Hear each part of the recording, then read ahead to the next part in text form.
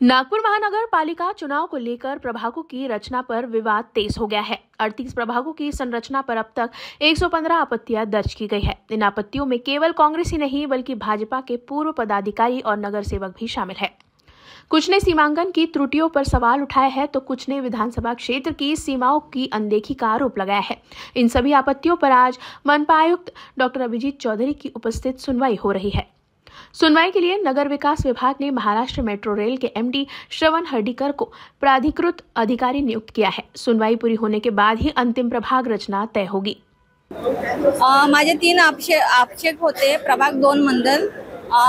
पहिला आक्षेप आहे की प्रभाग 1 आणि 2 हे जे बाउंड्री आहेत नारा आणि नारी याच्यामध्ये काही भाग आमच्याकडे नाऱ्यामधला भाग नारीकडे आलेला आहे आणि नंतर जेव्हा आपण काम करायला जातो तर तेव्हा आम्हाला बाउंड्री दाखवून तिथे काम करण्यात मनाई करतात आणि तिथे काम होत नाही। तर आम्ही आयुक्तांना म्हणालो की बा ते जे आहे ते क्लिअर करून द्या बाबा। सगळ्यांना माहित आहे की 2017च्या ज्या निवडणुका झाल्या त्यावेळेस जी प्रभागाची रचना केली ती अतिशय चुकीच्या पद्धतीने केली।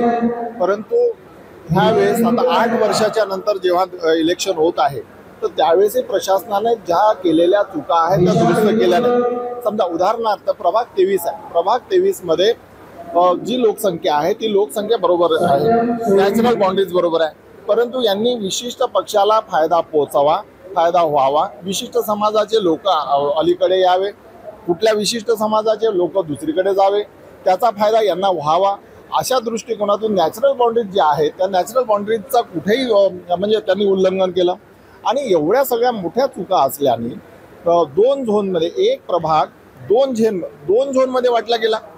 प्रभाग 23 चे काही लोक नेहरू नगर झोनमध्ये टाकले, उलट प्रभाग 26 किंवा 27 मध्ये जे येणारे लोक आहेत ते अलीकडे या लकडगंज झोनमध्ये घेण्यात आले। म्हणजे प्रशासन काम करते की काय करते हे आक्षेप नोंदवण्याचे काम आहेत की फक्त निवड देखावा आहे हेच काय कळत नाही।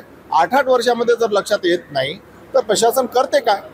आयुक्त आणि जे ठरल्याप्रमाणे त्यांनी अधिकारी नियुक्त केलेले आहे त्यांच्या समोर आम्ही म्हणणं मांडणार आहे।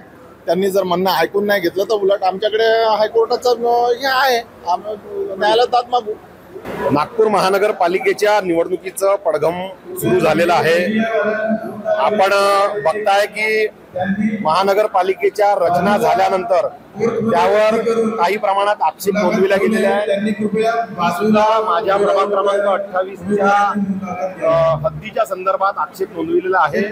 मी 2 आक्षेप या प्रभाग रचनेवर नोंदवले आहे। त्यातला पहिला आक्षेप माझा जो प्रभाग 26चा जो ऑरेंज नगरचा जो एक भाग आहे जो नव्याने माझ्या प्रभागाला जोडण्यात आलेला आहे तो भाग माझ्या भागात जोडण्यात येऊ नये हा माझा आक्षेप होता।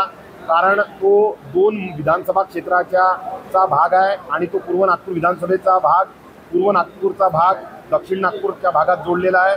दुसरा महत्त्वाचा विषय की त्या भागातल्या लोकांना, त्या 200 घराच्या लोकांना उद्या सुखसोयी पुरविण्याच्या दृष्टीने अडचण होऊ नये म्हणून तो जो भाग एक्झिस्टिंग प्रभाग 26चा आहे तो प्रभाग 26 मध्येच राहावा असा आक्षेप आहे।